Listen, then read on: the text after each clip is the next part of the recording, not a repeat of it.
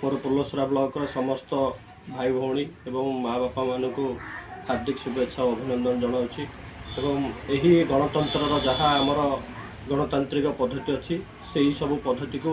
मानी आम समाज रे किमती कुसंस्कार को दूर करी परिवेश केमती सुरक्षित रखा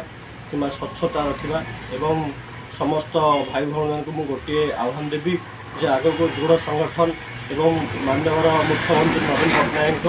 हाथ को सुदृढ़ रखी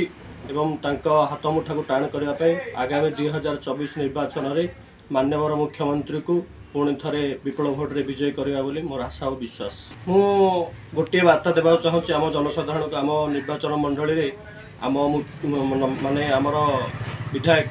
श्रीजुक्त श्रीकांत साहू जी सब कार्यशैली माने प्रति मुहूर्त लोकों पाखे आसी पहुँचुंट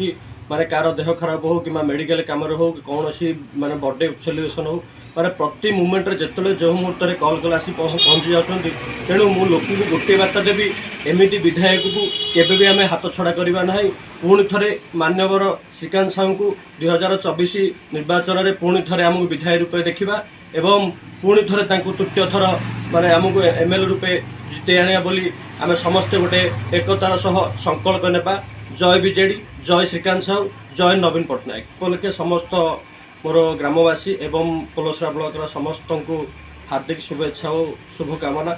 जहाँकि यही माने नियमटा आमर बी.आर. अम्बेडकर बहुत माने महापुरुष माने परिश्रम करी यही दिनटा को आमर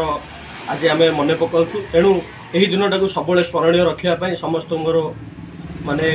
आशा और विश्वास।